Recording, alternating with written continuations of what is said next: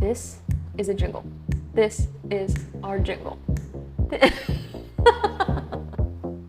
Welcome to the Culture Edit, content for work and more. It's a weekly roundup where we talk about the latest news in people strategy, company culture, and what's happening in the world today.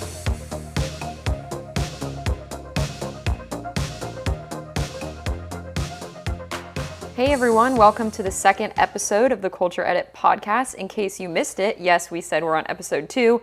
We have our first podcast that's actually live, has been live all week. And we really appreciate all the support from our friends and even people that we don't know that have listened in and given us great feedback. So on this beautiful Friday morning, before we leave to drive down to Florida, we're going to do our second episode. And I'm here with Chad, again, co-pilot. How are you feeling? Good, yeah. I mean, you were right. People listened. I don't want to say it's shocking because that, I guess I feel like underestimates our ability. But when you put something out to the world, it's definitely nerve-wracking no matter what it is. For sure. And I do want to acknowledge the Peanut Gallery for commenting that I sound like I'm been in a POW camp for the last 30 years and finally got out. So yeah, I'll make sure I come with a lot more energy this time. I think it's hard because I have a lot of that ADHD energy just coming through at all times. So maybe I make you sound a little more serious. Yeah, I think a couple of lessons learned. One, don't record this at the end of a very long Friday after a happy hour. 2, make sure that we know that we're actually going to utilize the recording, because what folks may not realize is that we've recorded several different versions of different Fridays for the several weeks, and we haven't used them. So I wasn't quite sure whether or not we were going to use that, but this time I know that we will. So more energy, no more POW camp survivor. Speaking of POW camps, the experience that we had last night on the pizza ride, for those of you that don't know, that's a local group ride with about 100 people every Thursday. It is fast and furious, and I haven't done the quote-unquote real pizza ride in a few weeks because I've been on the injured list a little bit. But last night I was feeling good and wanted to go out there and just completely got destroyed. Went into a hurry zone that I haven't gone into for a while. Yeah, so this is speaking to a very select group of people out there that ride bicycles. Atlanta is definitely from a cycling perspective, a really strong culture of road bikes, and there's these really large group rides. Pizza Ride is probably one of the most infamous. Over 100 people last night on this ride, and it was about 50 miles by the time we got back, and then you woke up from that and got on the trainer. Yeah, I did. Kind of psychotic. Well, I mean, you rode outside.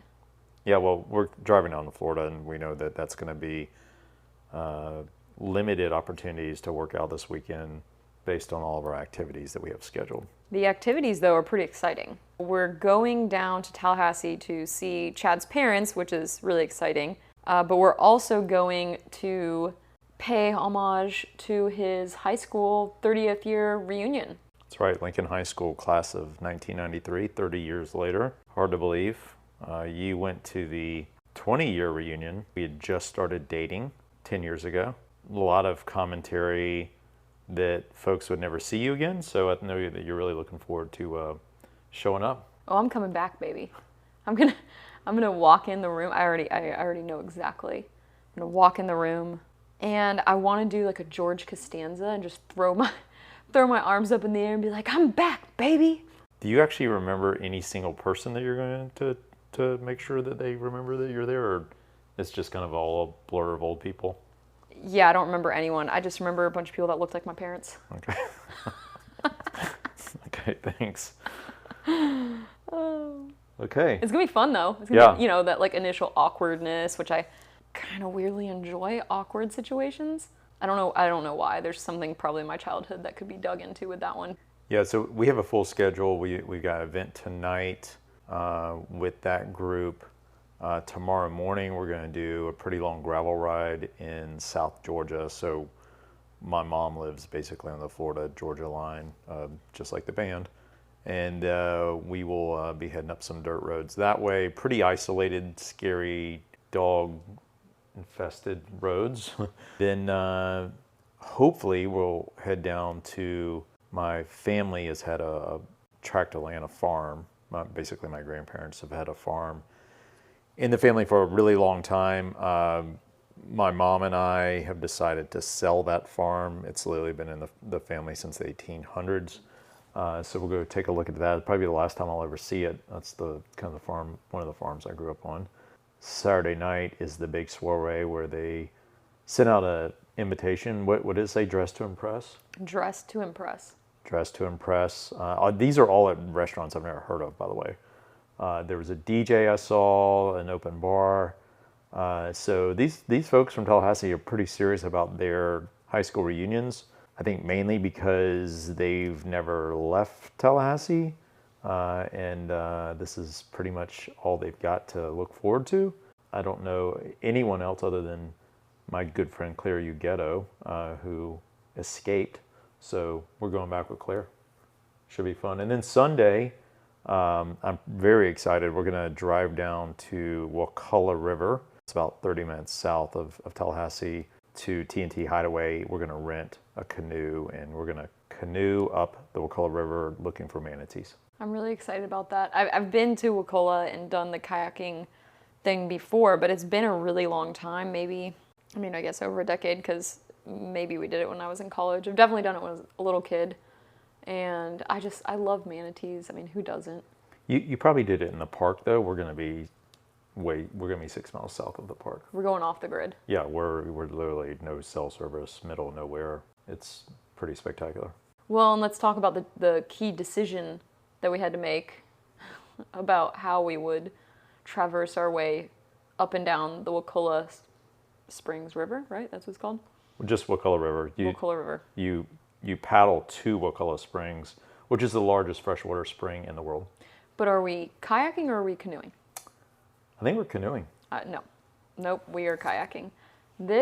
I have PTSD from, I think it was probably 8 years ago when Chad and I tried to canoe together in the Nantahala, which is a little more stressful than the Wakulla River.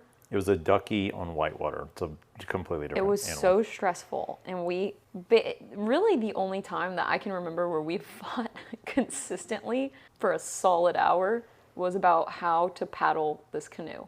Yeah, well, kayak, yeah, a ducky. Kayak. Yeah.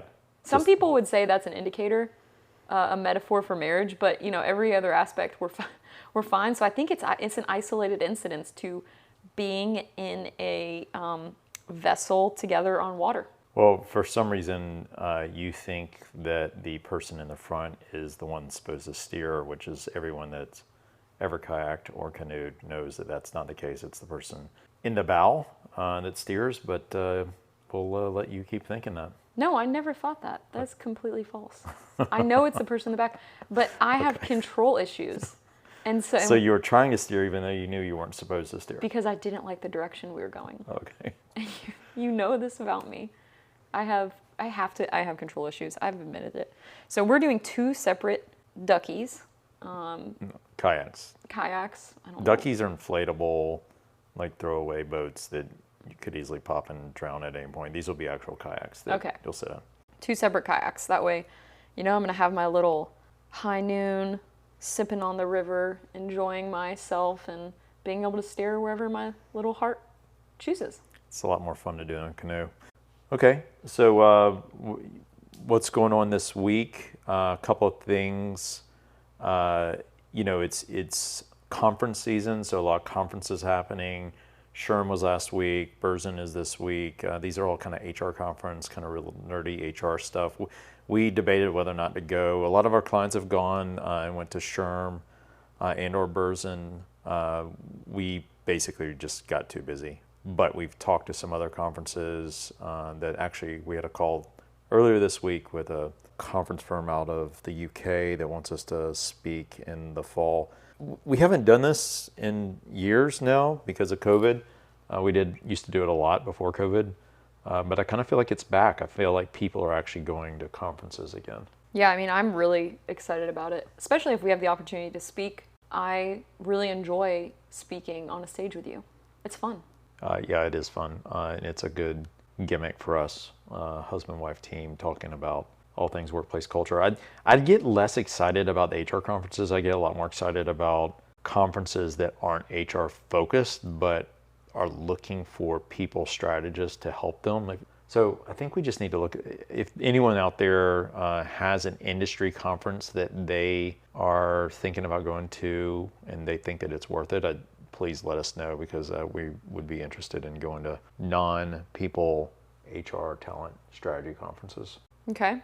And let's talk about the biggest news this week as far as workplace insights. That's actually not the biggest news this week. The biggest news this week, you forgot, we landed a new client.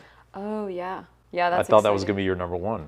I guess I was just trying to get into this long and tedious report, get it out of the way, and then hit the fun stuff, you know?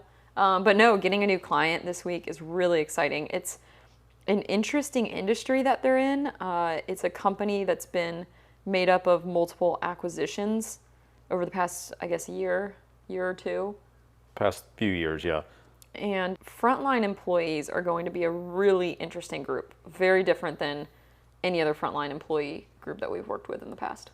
By far. One thing we talk about is that we are industry agnostic. This client will definitely prove that, because we have never, nor will we ever after this, ever probably encounter an organization that has frontline workers that do these things. We're not going to talk about it yet until we start getting into the work. But I think the big thing for us that's kind of a common thread with all our clients, even if we're industry agnostic, is that all of our clients have senior leaders that actually care about workplace culture, and they care about ensuring that they want to improve the employee experience, because they know in order to improve their customer experience, in order for them to be successful, they've got to really focus on their employee experience. And so this is the CEO, Mark, who, this is the first time that's happened to us. He was a CEO of another client of ours. He left that client after the work that we've done, and one of the first calls he made at his new organization was to call us and to bring us in. And so that's really exciting. Again, a testament to, I think, the value that he sees in us, which is what we're all about. And I'm pretty excited about getting started within the next few weeks. And so more to come as we learn more about this organization. Hopefully we can share more about them. So you want to talk about the Gallup Global Insights Report? I mean, I've tried to talk about it 3 times now. Okay. The big news this week, the annual Global Insights Report from Gallup. This is kind of the seminal report in terms of employee engagement. I think I'd say probably 25 years in at this point. Every summer they release it. They actually had their conference, or maybe it's next week. No, they had their conference, and so I think they review the survey results at their conference and they release it to the rest of the world. This is the one, like there's so many surveys out there, this is the one that matters. This is the one that when people strategists and executives in large organizations are thinking about how do we measure our effectiveness when it comes to employee engagement, what are employees thinking, and what's our strategy for engaging our people, this is the survey that they're looking to. We've summarized it. There's a lot to go into on this report, so we tried to summarize it for our friends and clients with our newsletter. So you'll be seeing that. We have some of the highlights that we really want to focus on there, but I think it starts with no shocker. Let's talk about the things that aren't shocking at all. Only 23% of the world's employees are engaged. That really hasn't, changed. It's just still incredibly low. Gallup tries to spin it as like this is up a point or two from last year. But if you think about 23% of the world's employees being engaged, is really, really sad. On the U.S. side, it's 31% of employees that are engaged. So globally, and I know you dug into this, but globally, outside of the U.S. and Canada, employees just aren't that happy with their work. I mean, they're kind of checking a box. South Asia has us by a couple points, but the U.S. or North America is actually one of the most engaged places in the world. What's crazy to me, because I don't know if you had me guess this, I wouldn't have, but the least engaged place in the world is Europe. Yeah. By a lot. Yeah, it doesn't surprise me. I don't know why it surprises me.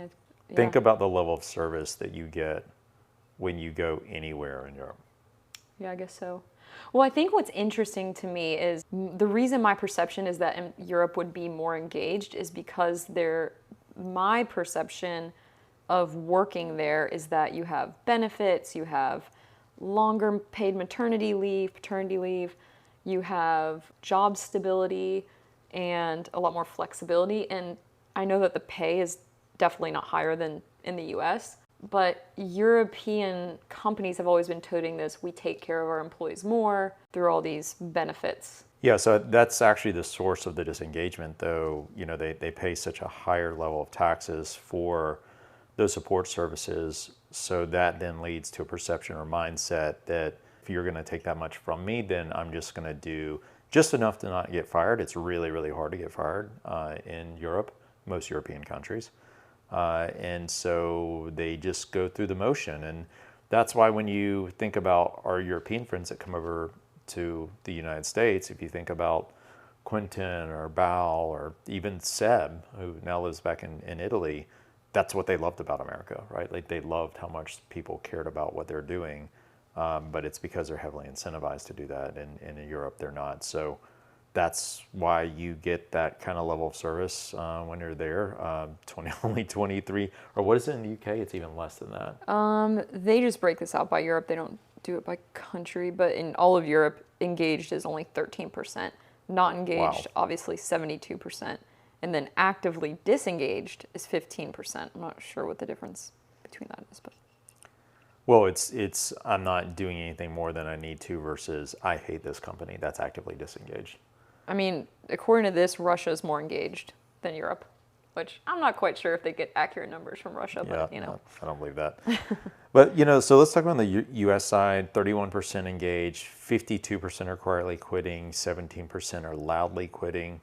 Only 31% of employees in the U.S. are thriving at work. Again, high compared to the rest of the world, but still pretty pitifully low if you think about how a business leader would look at their workforce. That would be a really sad thing to say, that only 31% of my employees are thriving or care about what they do every day. Well, and another thing, I was actually talking to a guy last night on the group ride about this. He works for Georgia Tech, and he was talking about hiring and retention and all of that on his team. And he was saying, I don't think people realize how much it costs to have someone turnover and have to rehire someone, because to that point right here, it says nearly 6 in 10 employees are actively disengaged, and with low engagement costs, it's $8.8 trillion, or 9% of the global GDP. It's the number one source of cost for an organization. It's a weird thing for leaders to miss that. I think because they get frustrated with the amount of effort that they see, and that's what these numbers reflect, is that they don't see a lot of effort from employees. So they think there must be someone out there that if we could just find them, they'll provide me with more effort, when in reality, what they really are missing is inspirational leadership. They're missing the fact that employees would care if the experience was different for them. And that's actually what this survey showed as well, is, of those folks that are disengaged, so that's 70 some odd percent in the US, 85% indicated that if you could just change the workplace culture, pay, benefits, and well-being, like those three categories, I would stay, I would be engaged. And with 41% of that just being around changing culture. So things like recognition, communication, autonomy, trust, skills development, respect, fairness, having clear goals, those are all things that would completely change that 71% of folks that are disengaged. So, of those people too, they asked them if now that you're thinking about leaving, which, by the way, that was another kind of big surprise for this year, I think, for a lot of people that will read this report.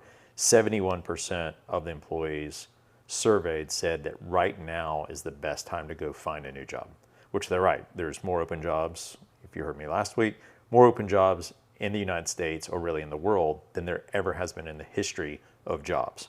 So employees understand that. They understand now's a good time. 75% of managers said now's a good time, and half intend to leave this year, which is really terrifying. for a business leader if you think about half of your workforce saying, I think now is the time that this is the year that I'm going to leave. They then turn around and ask those people, what's going to be attractive to you? What are the opportunities that are going to be attractive to you for a new organization? Number one was work-life balance and flexibility. Second was increased pay and benefits, which we've seen in other reports, like the Mercer report was number one. That's a result of perceptions around inflation. Pay and benefits typically isn't at the top of the list, but now it is because of inflation. Third was autonomy and meaningful work, so actually knowing that what I do every day matters.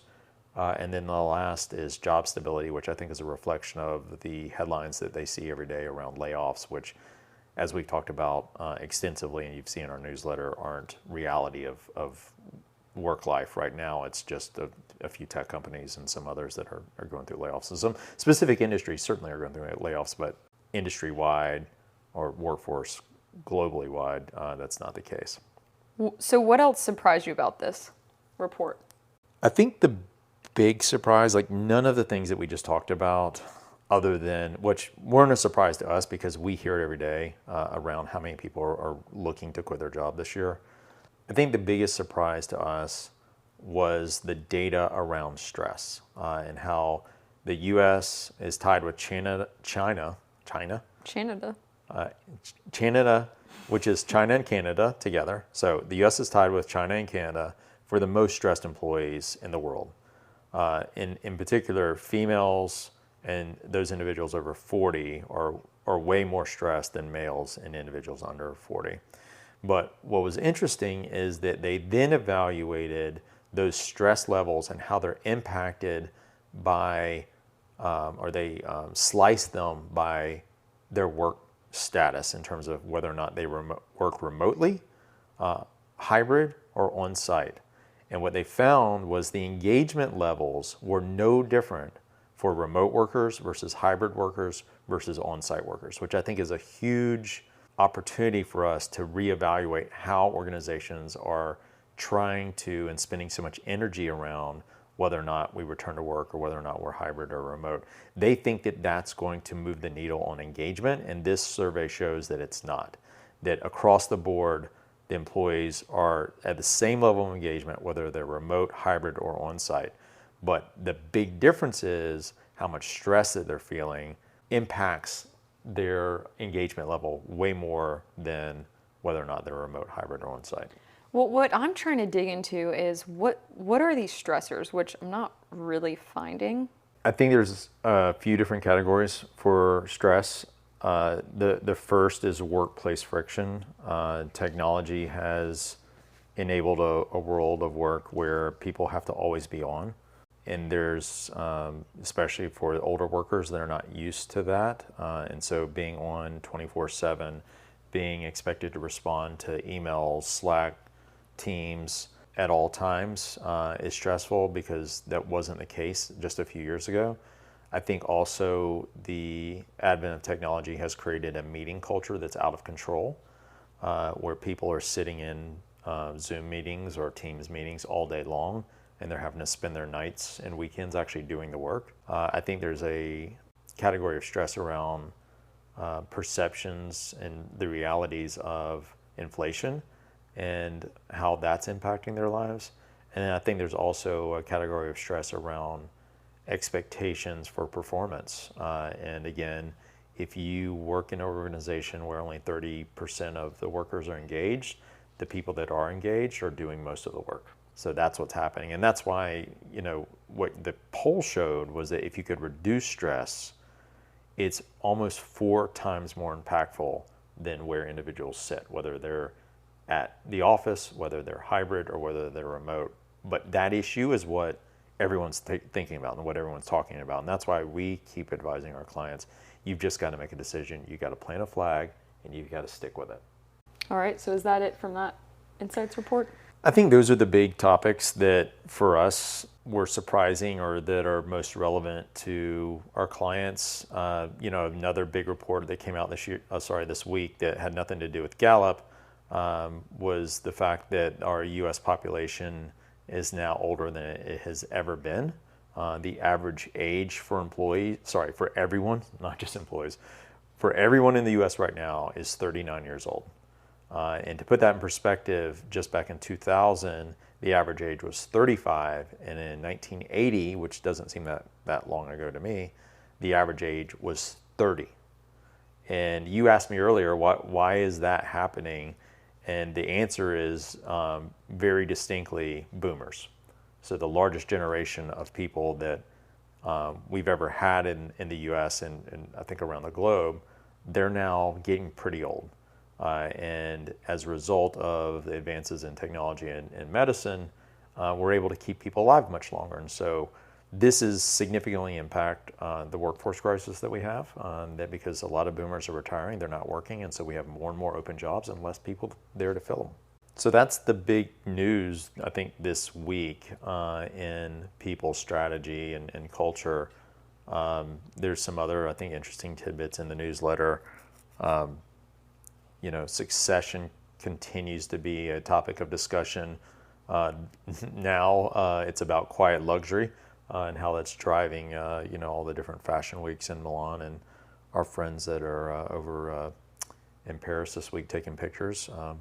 I feel like in the fashion world, quiet luxury has been the topic of discussion for a couple years now. It's just gained popularity. But it's just wearing expensive clothes that don't have logos all over them. Yeah, well, it's expensive clothes that don't have logos, but it's also this focus on quality over flashiness. And so people are really looking into not necessarily where the products are made, but just how they're made and what they're made of.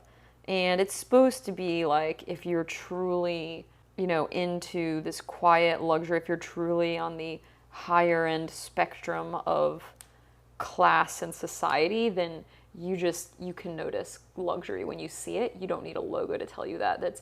That is a peasantry type mindset to have to see a logo to know that it's expensive. Whether that's right or wrong, because there's people out there that they are, logo mania, like that is their style. And that's totally cool too, And people are talking about this now because of Succession, which we are almost done with. No spoilers for us, please.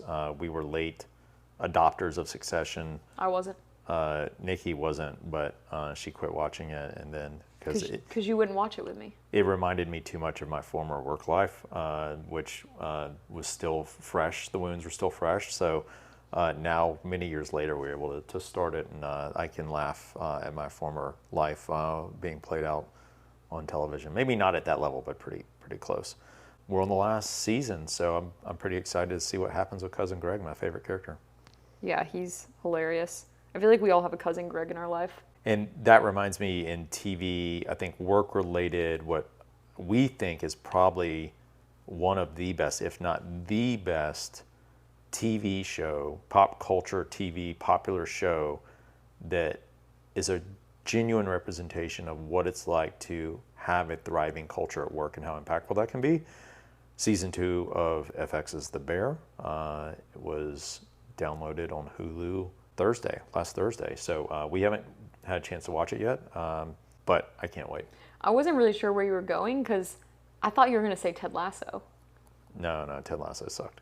Well, but the first season was really good, yeah. And that was a pretty good depiction of how culture can impact a team. And 100%. First season was great, and then it was just a slow, sad, terrible waste of time. We just quit watching it. Yeah, I feel like they should have just cut it after the first season and gone out on a high note. Yeah, for sure. Money. Yeah. But hopefully The Bear won't disappoint us because we love the first season, and so hopefully they do a good job with this. I've read a few reviews, and the reviews so far are it's amazing and outstanding. So if you haven't watched The Bear season 1, recommend it right now. It's about kitchen life and restaurant entrepreneurship and family relationships and purpose, culture, hiring. It's all of the above. It's amazing writing and great acting. Yeah, really is a great show. And lastly, when we posted the first episode on the social medias last week, I put out a note on mine to send in questions, just anything you want us to talk about as it pertains to our work and or as it pertains to being a husband and wife team, owning a business, entrepreneurship, all of that great stuff. You all did not pass the test. You did not pass the read test. I got so many strange questions that maybe they're just directed towards me. So I think the questions are a result of who's listening, and you are right in the fact that our demographic has skewed millennial and Gen Z, which is something for us to think about. I thought that more folks my age or older would be interested in some of this, and that may be the case. I think it's about early adopters and late adopters, and so I think we're just going to have to go with the flow when it comes to the questions from the younger folks. Maybe I should just start my own little TikTok channel where I talk about all the personal things that people want to know. It's possible. I don't know if I have time for that, though. No, you don't. Well, this is a good episode. We have to run. We've got to frantically pack bikes, pack the car, put the dogs in. Still haven't packed my suitcase, and drive on down to lovely Tallahassee. Can't wait. All right. Well, we'll see you all next week. Okay.